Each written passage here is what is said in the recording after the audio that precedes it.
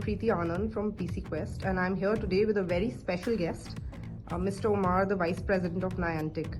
He's joining us today and speaking exclusively to PCQuest.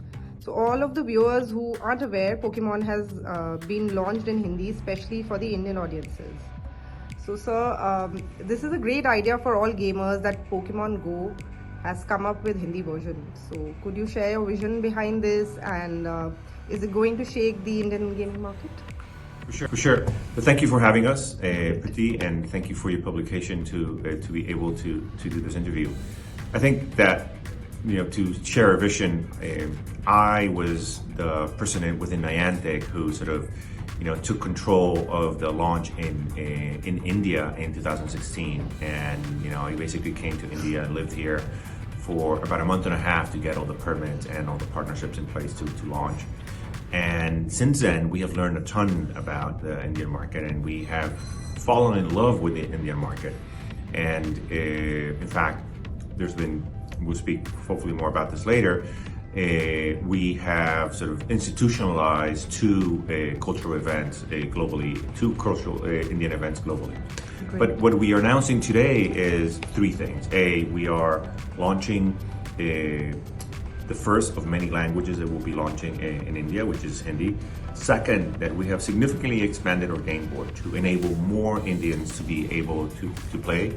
And then third, that we now have institutionalized an Indian team that will be helping us to expand and grow. So I am personally, having been the person who did this before in 2016, coming back here and now sort of, really putting our bigger foot to be able to grow. It's really exciting for me. So it's a great announcement, and hopefully your gamers, your mobile gamers audience will enjoy it. Oh yes, they're going to love it, I'm sure. Everyone's waiting for it. What more are you planning to do to engage Pokemon Go in India?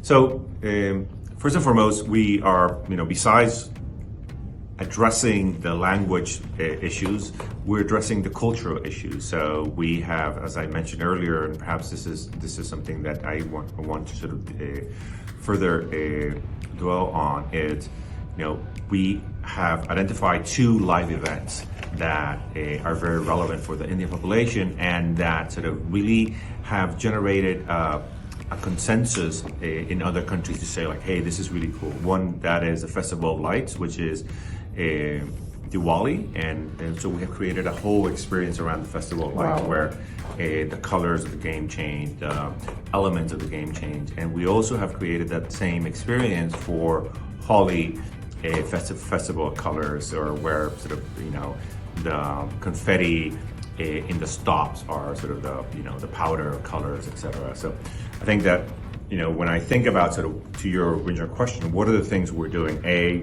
we will be expanding on the languages. B, we will be sort of double clicking on the Indian cultural event. I'd say three, we establishing deeper ties with the communities. We have found communities to be really excited, really engaged, really committed to us, and we want to make sure that we establish deeper ties with them. Okay, that's lovely. I'm sure all the Pokemon Go gamers are looking forward to this Diwali and Holi event that's going to again happen in the Pokemon Go game. Also, Niantic is known for its augmented reality AR and location-based gaming. So how do you plan to adapt these technologies to resonate with preferences and lifestyles of users in the emerging markets? Sure. So I think it's very important to inform your viewers that we are at an inflection point in AR. So as you saw the announcement from Apple launching the Apple Vision Pro, and that's something that we have been working for a very long time. Our game is the top application in the world, the most downloaded application in the world, built with an AR infrastructure behind it. We have been working very hard to establish AR map of the world, to a 3D map of the world, to enable something that it's an acronym called VPS, stands for Visual Positioning System. So we see an inflection point that's going to play out over the next 2 to 4 years, and one which we are significantly ahead of the pack. We realize that people are social, that people don't want to sort of walk around playing our games going like this, but rather sort of, enjoying nature and looking at other things. And here's where I think, head-mounted displays, innovative head-mounted displays will come and into place, aided by really robust consumer proposition and aided by these technologies of visual positioning system. That's a great insight. Thank you so much. Also, our viewers would love to know about your experience in expanding into emerging markets in technology and gaming industry. Mm-hmm. So as VP of Emerging Markets, I think that's something that I know about. And I think emerging markets have several things in common.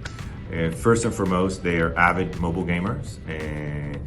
B, it is a market that has leapfrog console gaming, and as such, mobile gaming is front and center for them. And any features such any that enable player versus player are sort of really sought after. Emerging markets have several things in common. First and foremost, they are avid mobile gamers. B, it is a market that has leapfrog console gaming, and as such, mobile gaming is front and center for them. And any features such any that enable player versus player are sort of really sought after. I think what we're on the Niantic side of the equation, what we're trying to do is a little bit different to what sort of these other first shooter games are doing. We're trying to get people outside. We're trying to get people to explore. We're trying to get people to exercise. We're trying to get people to have these type of conversations, as opposed to sort of having people stay in their home and sitting on their sofa. We want people to sort of collaborate. So I think that combination of features that Niantic brings to the table, combined with sort of this, PvP, is something that works extremely well in emerging markets. Now, having said that, emerging markets have a very particular element of sort of a specific set of, network limitations and specific set of device limitations, and that's something that we have been working with to ensuring that our games sort of fit these devices and these networks. So but I have to say, if I could, the Indian market has surprised us in terms of the evolution of the handset market. I mean, over the past 2 years, we've seen an incredible replacement and refreshing of the devices, and that makes sort of augmented reality much more prevalent here. Certainly it does. All right, so Niantic games like Pokemon Go often require substantial data usage and mobile device capabilities. So how do you plan to address potential limitations in emerging markets where internet connectivity and smartphone penetration may be lower? Mm-hmm. So there's several things, and I think I spoke about this earlier, but I'll touch on it again. We have been working very hard in terms of making our games smaller and nimbler and sort of fat and sort of with a much lower latency. Remember, our game is one that was launched 7 years ago, and we have sort of, our games are able to detect sort of what device they're on and what network they're on, and adjust the frame rate, adjust sort of the gameplay based on that.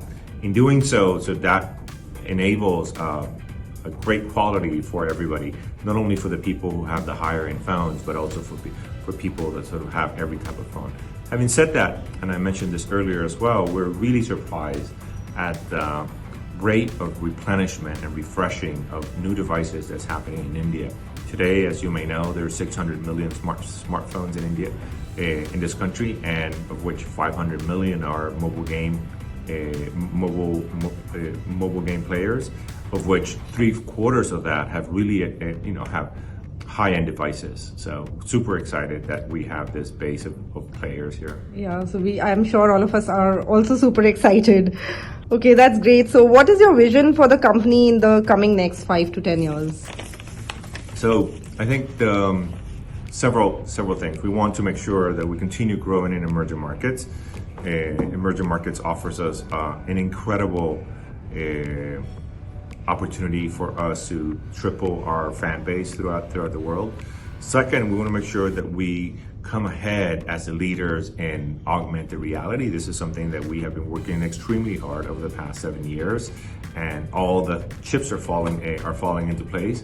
And then third, we want to make sure that more developers, and I encourage Indian developers to reach out to us, leverage our game platform, which is called FlightShip, which enables location-based services and AR for developers that want to launch new games. All right, that was lovely. Thank you so much for all the insights, and all our Pokemon goers.